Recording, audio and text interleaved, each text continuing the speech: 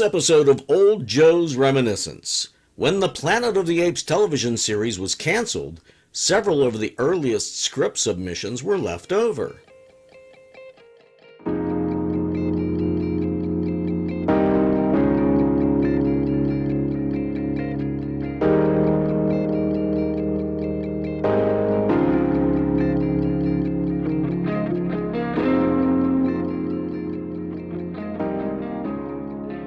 I found two unproduced scripts that had been written early on, and there were actually more than that, but they're not all available to download.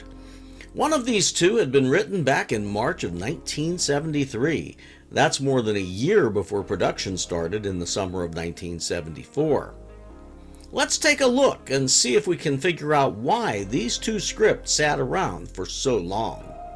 The oldest of the available unfilmed scripts was penned by Anthony Lawrence, who would later create the popular series The Sixth Sense. Anthony Lawrence had also written Episode 8, The Deception, which I've seen and we've discussed. The one we're looking at today is titled A Fallen God.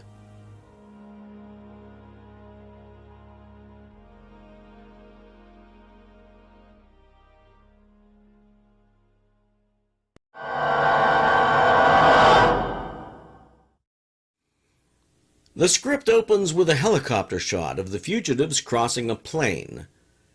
The astronauts are still in their spacesuits. Galen is out ahead, leading the group across the Forbidden Zone. Verdon narrates a journal entry. It's been 3 days since they lost the group of pursuing apes, he says. Based on the stars he'd seen the previous night, Verdon estimates that they must be in what we call northern Arizona. Rather than the typical ape village we've seen depicted so often, what Anthony Lawrence describes here is more of an early 1900s rural town with frame houses and rutted streets. The astronauts can't believe their eyes. Galen says his nose tells him that it's an ape settlement. Kovac doesn't care what Galen smells. He feels people there. They move closer. A female figure in a house dress opens a screen door of one of the houses. She dumps a bucket of dirty water off the back porch before going back into the house. There's nothing unusual about that, except that the female was an ape. Galen approaches the town center where an ape named Syrinx is preaching to a gathering crowd. The script doesn't mention whether Syrinx is an orangutan, as most religious apes would be, or a chimpanzee. Syrinx claims to be able to locate the evil power of humans wherever they hide. He points in one direction, saying, "There." Pointing in another direction, he repeats, "There." The third time he points to a nearby wagon, "There."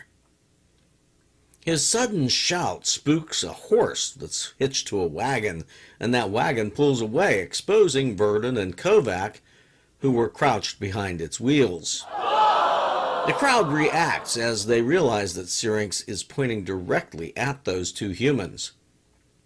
Galen attempts to calm the situation by pronouncing that it's all right, they won't hurt anyone, they're mine. They belong to me. He moves toward the men. "Easy now, easy, Verdon, Kovac, good boys." The astronauts don't know how to react to that, especially when Galen starts to pat their shoulders. Syrinx eyes the humans with suspicion.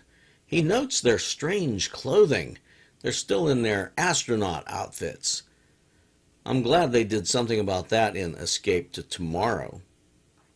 A farming family shows an interest in purchasing the humans from Galen, who had arrived in town pretending to be there to trade books for food. And when Galen declines their offer, Syrinx questions his decision, asking what use he could have for keeping two humans. He can't ride them, and he has no field to plow. Galen says that they were given to him by his father, and they have sentimental value. The preacher insists that Galen sell his humans for food. Then he could keep his books. Galen agrees to sell Verdon and Kovac after Syrinx indicates the handgun that he has hidden under his coat. Later, on Telamon's farm, his children Dardan and Delphia watch as Telamon instructs the humans how to use a pitchfork. He demonstrates how to pitch hay from a haystack onto a wagon. Handing Verdun the pitchfork, Telamon urges him to pitch the hay as he's been shown. Verdun plays dumb, examining the pitchfork as if he'd never seen one before. Remember, the concept Bible we read last time says that Verdun is originally from Texas, and we learned on the horse race that Verdun grew up around horses. He slowly comes around to being able to pitch the hay onto the wagon. When it's Kovac's turn, he considers just digging in and showing them how it's done back home, but he follows Verdun's lead and pretends to be dumb. I'm reminded of their hay hoist from the Good Seed. The farmers are proud of their choice of such intelligent humans, but they also have work to do. The teen, Dardan, is worried that the humans will run away. Telamon reminds his son that the humans are chained. Besides, he says, humans are docile creatures who hardly ever run off if they're fed regularly. Ironically, that night the two move to make their escape. As Verdun is passing a window, he notices the chimpanzee farmers kneeling before an altar and praying to a radio transmitter. They wait until the apes are asleep, and they go to examine that radio. Telamon enters the room carrying a rifle. He fires once, grazing Verdun, who goes unconscious. Kovac jumps through an open window to escape. He meets up with Galen later. Galen tells Kovac that there are other humans in the hills. He tells his friend to seek them out while he goes to check on Verdun. Syrinx is on horseback, watching them from a distance. In Act 2, it's the next morning. The chimpanzee teen Dardan is tending to Verdun's head wound. The teenage ape explains condescendingly that his father didn't mean to shoot the man, and that it was an accident. The way this script is written, I think we're continuing with the original film's idea that humans are mute. Now, so far, they have only spoken to Galen and each other, and never in front of the other apes. Galen is at the farmhouse. Telamon explains what happened, and he feels foolish for shooting the human. He goes through some exposition about how they found their god thing. Then the two go to the barn to check on Verdun. He seems not much worse for wear. Galen says that it's not like Kovac to run off. Telamon blames himself. He must have frightened the poor simple human when he'd shot the other one. Dardan says that he'd searched the farm and the woods for the runaway human, but he'd had no luck. His older sister Delphia suggests that he'll come back when he gets hungry enough. Galen agrees. Syrinx shows up at the barn door. The farmers welcome him. He confirms my suspicion when he mentions rumors of a new species of humans who can talk. Telamon counters that his human can't talk. Syrinx asks the gullible farmer how he can be so sure. Just because the human doesn't talk, that doesn't prove that he can't talk. He might be an evil creature who's choosing not to speak. The preacher says that it's up to him to root out the evil and all the traitorous sympathizers. Then he glares at Galen. Meanwhile, Kovac is climbing the hills searching for the humans that Galen had mentioned. Back on the farm, Dardan says that he doesn't like the name that Galen had given Verdun, choosing to call him Thura instead. He says he wishes Thura could talk, so the human could tell him if he liked his new name. If he only knew. I'm beginning to realize why they never filmed this script. It would have required a lot of rewriting. Galen comes by and sends Dardan to get him a drink of water. In Darden's absence, Galen talks with Verdun, wondering why the astronaut hasn't left the farm yet. Verdun says that he wants to get the radio first. He asks about Kovac. Galen tells him that he sent Kovac off into the hills to look for a group of humans. It's a stretch, but over most of the next page, Verdun hypothesizes that the radio might belong to those humans in the hills. He hands Galen a list of tools to pick up in town. Unknown to the two friends, Delphia was watching them from the shadows of the barn. Oops. Meanwhile, Kovac comes upon the remnants of a campfire. He calls out, "Is anybody here?" He tries again. "Come on out. I'm human, like you." Eventually, a group of primitive native people show themselves. E plebnista, anyone? Gorn is their leader. He confirms that they can speak. Kovac is jazzed to discover humans who can speak in this ape world. Gorn's companions Drac and Lob examine Kovac's astronaut clothing. They want to know if there are others like him and where his tribe is. They're suspicious when he says that he doesn't have a tribe. Back at the farm, Darden is trying to teach Thura, his newly named human, how to use table utensils. Verdun is fumbling, pretending to be stupid. Delphia scowls as she passes Verdun. Humans do not eat at the table, she says. Darden says that the human is smart, and she shoots back, maybe he's too smart. Verdun took note of the tone of her voice, and he's beginning to suspect that she's on to him. When Telamon comes into the room, he immediately scolds Darden for having a human at the table. He's not clean. Darden said that he's bathed the human. Telamon gives in. All right, just this once, as long as he doesn't slop food all over. Darden starts giving a table manners refresher course when Telamon interrupts his son. He reminds Darden that they must pray before the meal. Meanwhile, Kovac is sitting around a campfire with the hunters. They didn't build the radio. They don't even know what a radio is. They eat meat they've cooked over a campfire. At the farmhouse, the prayer is over, and they start to dig into their vegetables. Verdun does his best to act clumsy without making too much of a mess. In the hills, Kovac tries to convince the natives to help him rescue Verdun. Gorn is reluctant. Apes have guns. When Kovac says that there will only be a farmer, a female, and a boy ape, Gorn reconsiders. Back at the farm, Verdun waits for nightfall. Once the apes fall asleep, he starts working on the radio. Darden catches him. Verdun tells the young ape that he needs his help, and this frightens the young chimpanzee.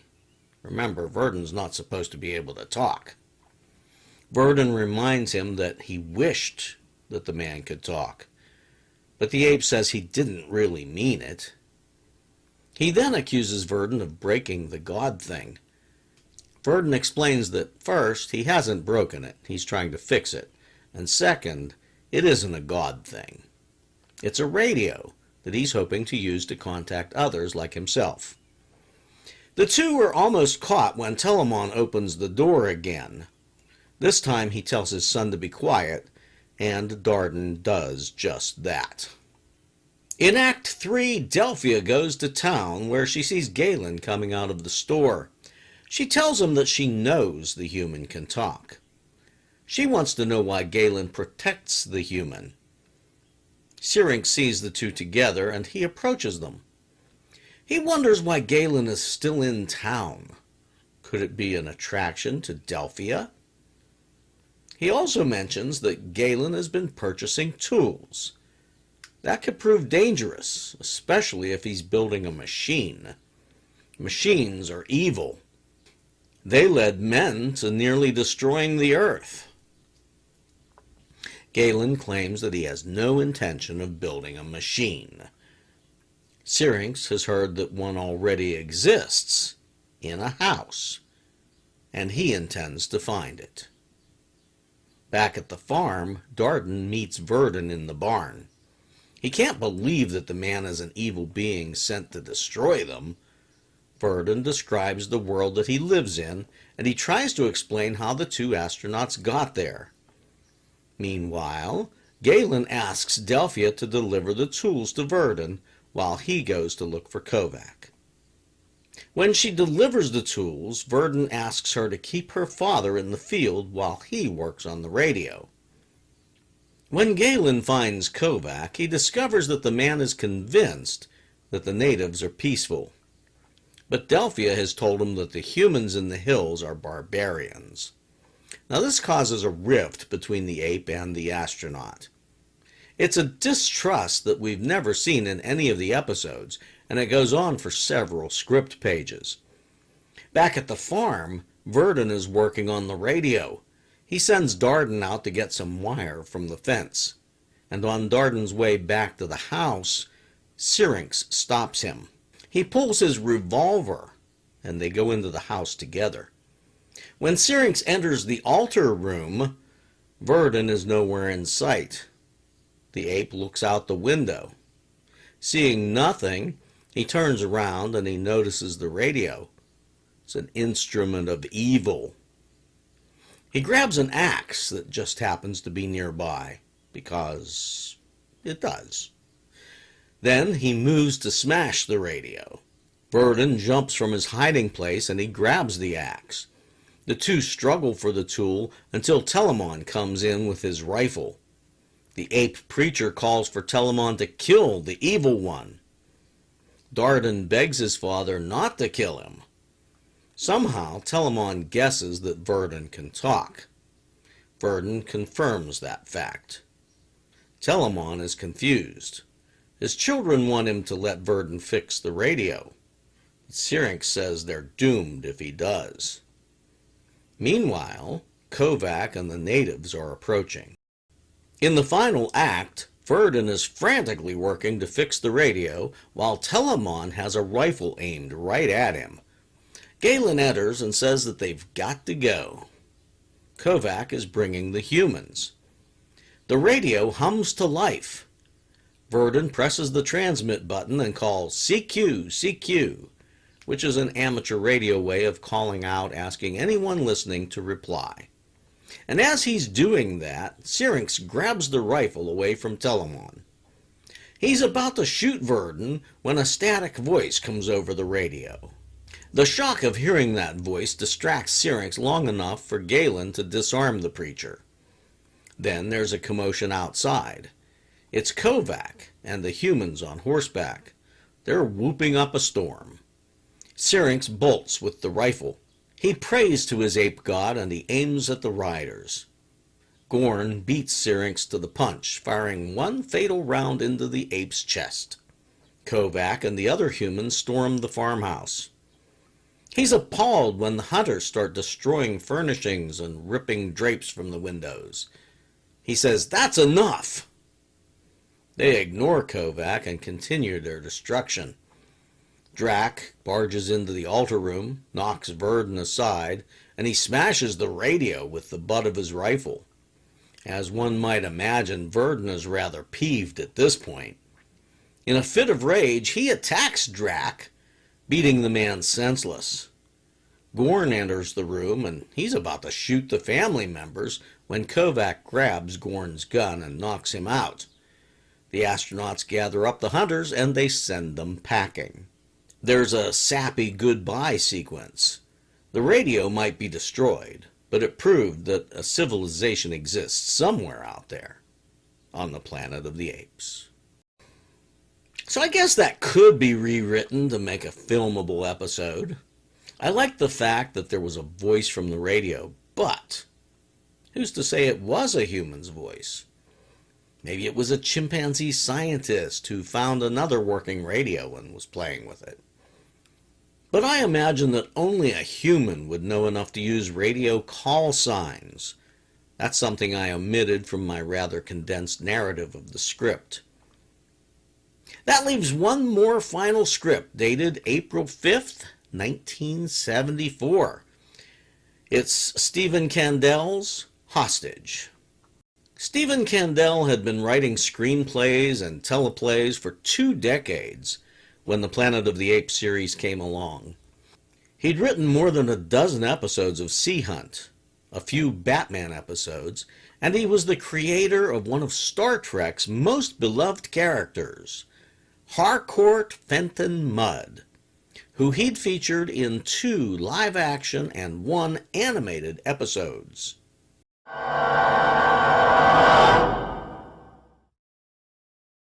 Hostage opens with the 3 main characters hiding in a field.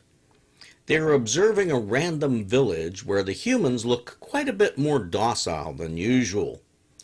Verdon chalks it up to the new human control laws. Humans can't even leave the village without a pass.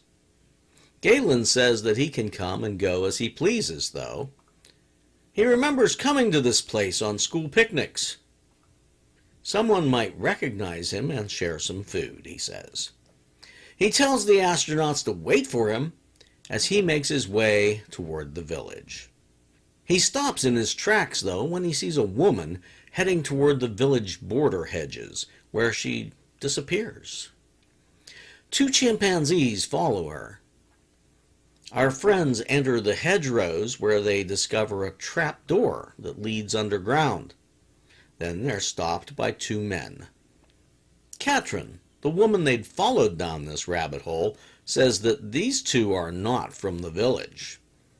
Luckily, everybody else in the underground seems to know Galen from when he taught at university. He recognizes Laura, the daughter of a senator. I didn't know they had senators in the ape world. 2 men there recognize Galen too, and Aro says that he knew Galen from the free speech movement. So everyone knows Galen, but the one named Grayson asks if they recognize the humans. Galen is quick to claim that they're his friends. He says that they're working together for racial equality. Verdon adds that they're on a research project, seeing how people feel about the new control laws.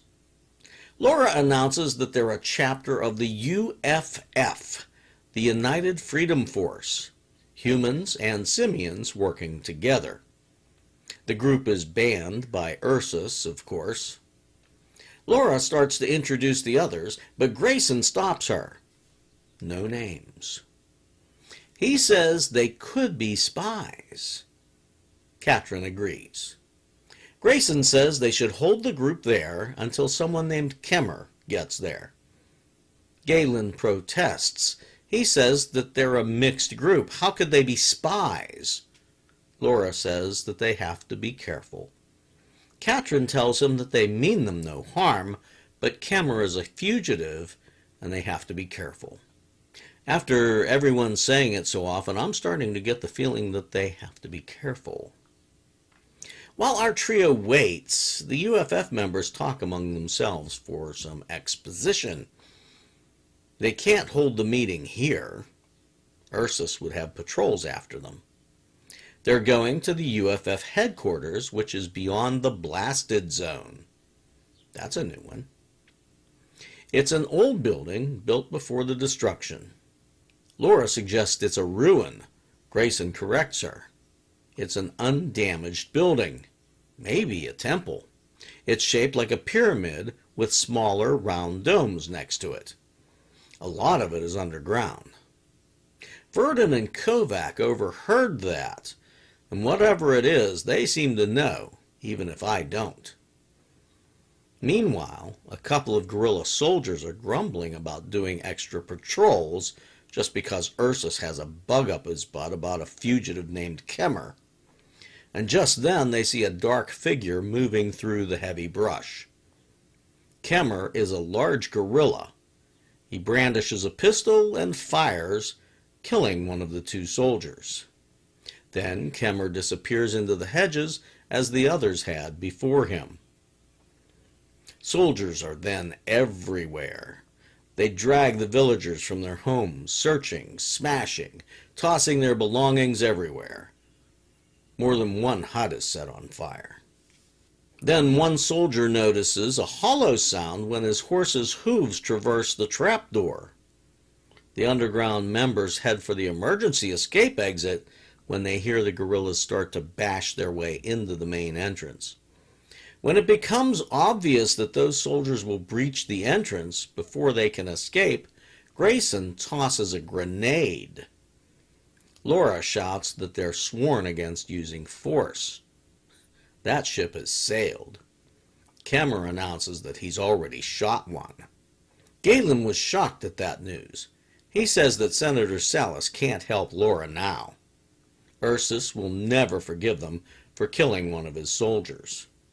Laura says that she wouldn't ask her father for help. Grayson says, "But I would," and he puts a chokehold on the ape. And here I was thinking one of the astronauts was going to be held hostage. My initial impression was that Laura was a spy, sent to locate the UFF secret headquarters for Ursus. And I guess that's still a possibility as Kemmer and Grayson drag her away, blocking the emergency exit door behind them. Just as the three of them exit, the soldiers capture everyone else in that underground chamber. They're all brought before the Simian Council. Ursus gloats at having captured the two fugitive astronauts and the renegade ape Galen. And now he can link them to an illegal underground organization that claims to be peaceful, but is in reality a terrorist group. Zaius reminds the guerrilla that, until now, the United Freedom Force hasn't caused any serious trouble. Ursus says they stir up the humans, defy the laws, disobey curfew, and now 3 troopers wounded in a terrorist attack and a 4th murdered. The door opens and a middle-aged chimpanzee enters the chamber. It's Senator Salas, who's just received a message from the UFF. They are holding his daughter Laura prisoner. Now I'm going to skip over some of the odd verbal exchanges here, because I believe there's no way that Council would have tolerated unsolicited conversations by humans. In the end, Zaius agrees to let Verdun and Galen reach out to the UFF. They'll negotiate the release of Laura, and Ursus agrees. He's surely got something up his sleeve, though. Kovac will be held with the other terrorists. If Laura isn't released within 48 hours, the prisoners will be executed. Verdun and Galen can feel the heavy weight on their shoulders. In Act 2, the 2 released prisoners mount up on horses provided by Ursus. Verdun must have been given special permission to ride once again. Galen says he's sorry that Verdun's plan for all of them to escape together had backfired when Ursus held Kovac back. They can't save him now because there's no way to rescue Laura. Verdun says that he knows exactly where Laura is.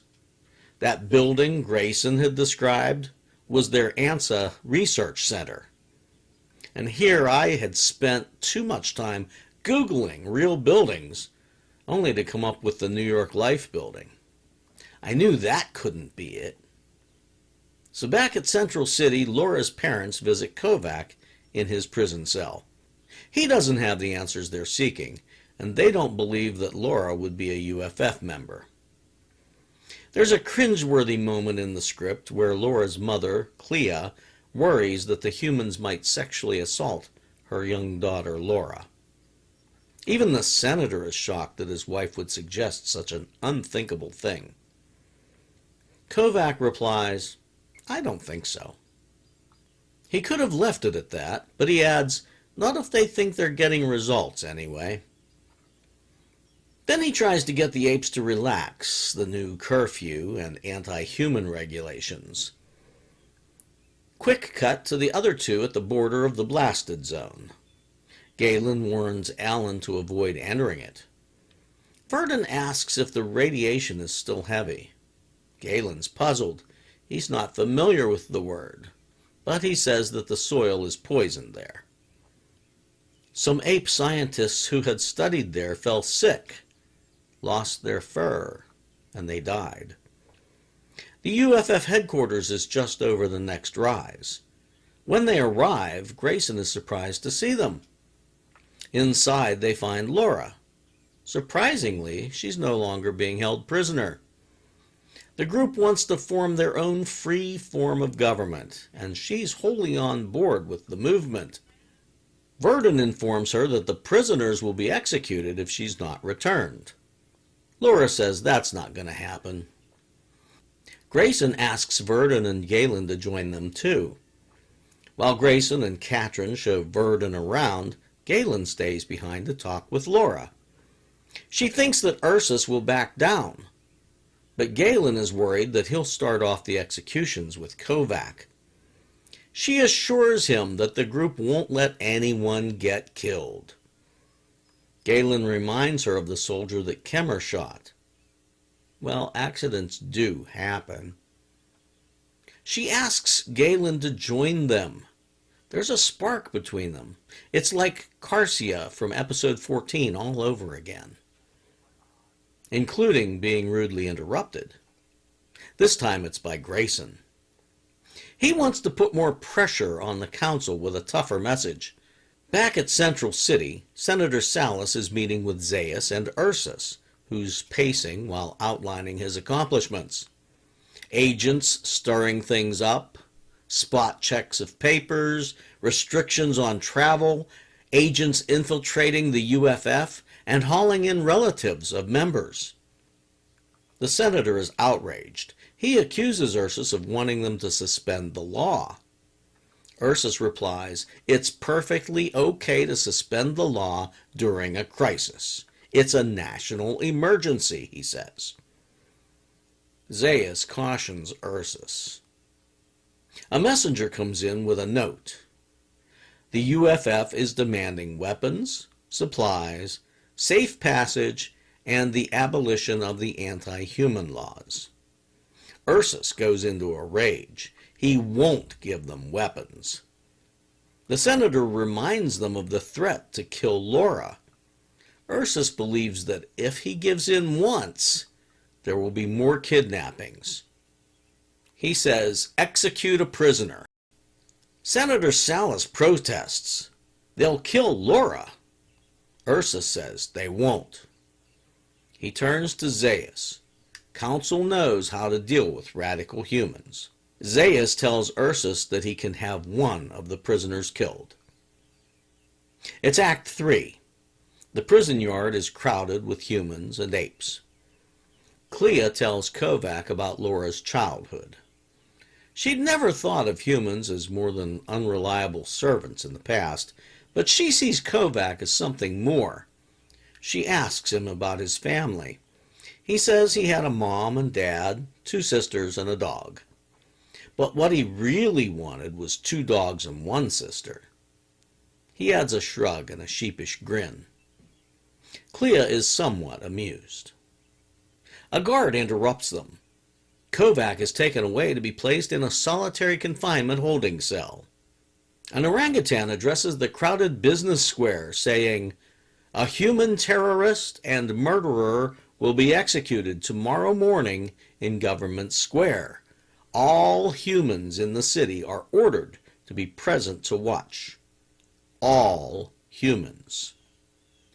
At the research facility, Verdon finds something that looks like it might be a laser weapon.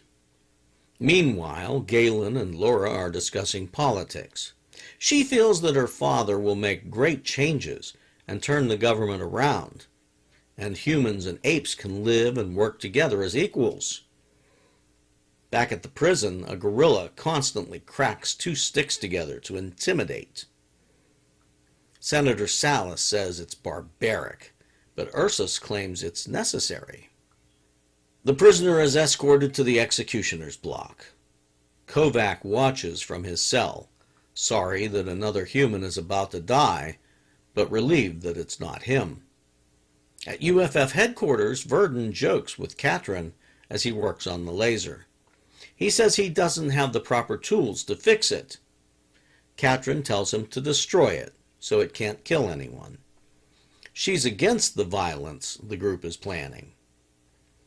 He shows it to her and points to the firing stud, saying, "If I push this, it'll destroy itself."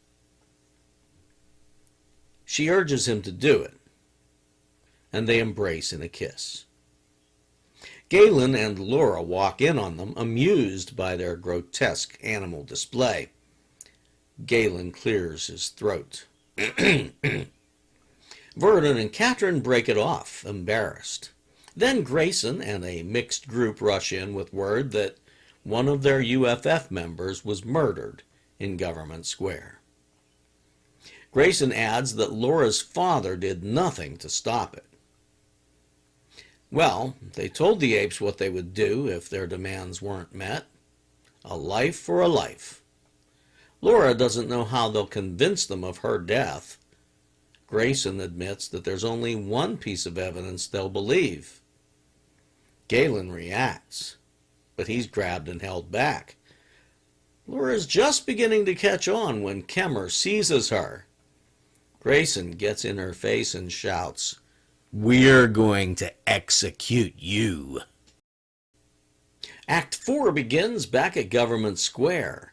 The orangutan makes another announcement that an execution will take place the following morning, and all humans are ordered to be present. At the UFF headquarters, Galen and Laura are locked up. Verdun is working on that laser to avoid being locked up like his friends. Most of the UFF followers are frightened. They think Grayson and Kemmer have gone crazy. Verdun and Katrin make plans to spring their friends, Galen and Laura. Unfortunately, Kemmer is eavesdropping. Meanwhile, the senator and his wife show the latest UFF threat to the council. Ursus says they wouldn't dare harm the senator's daughter. Zaya says that they can't possibly bargain with the humans while the streets are full of fired-up anti-human apes. There will be riots, he says. Ursus is of the opinion that since Verdun and Galen haven't returned, Laura may already be dead. Those two fugitives may have told the UFF that he was bluffing. Ursus says that he'll execute Kovac tomorrow. At UFF headquarters, Verdun sends Katrin off to create a diversion, and then he goes to the workbench. But the laser is missing. Verdun is startled when he hears a voice behind him ask, "Looking for this?" Verdun turns to see Grayson, Kemmer, and another man. Grayson has the laser. Verdun backs up. He tells Grayson to be careful. The device is dangerous. Grayson says he's counting on it.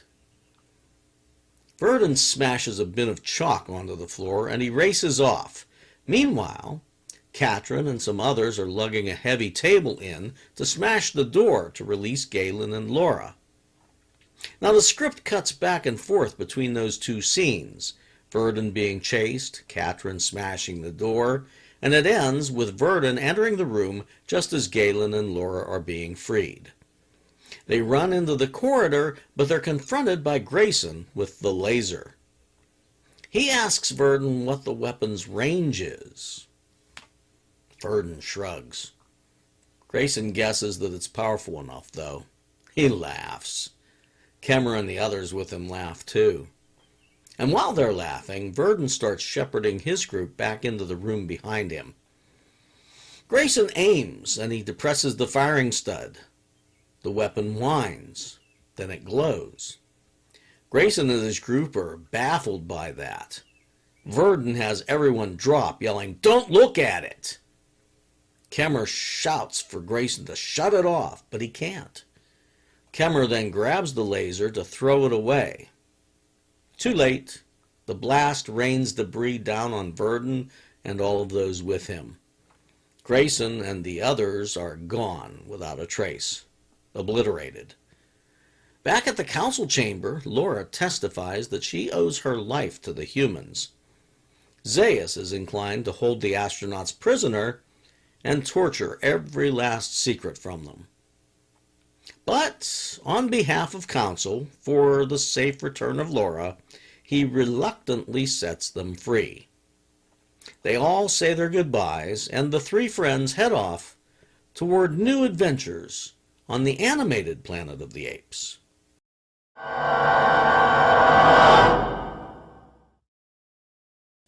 Well, that's all the Planet of the Apes there is. And for the record, I am not reviewing the animated series episodes. I guess that first script could have been rewritten to make it work, but it had many inconsistencies. It appears that it might have even been written before the series concept Bible was completed. I recall being somewhat shocked at the amount of animosity between Galen and the astronauts during my review of The Cure. In A Fallen God, there was almost loathing between Kovac and Galen.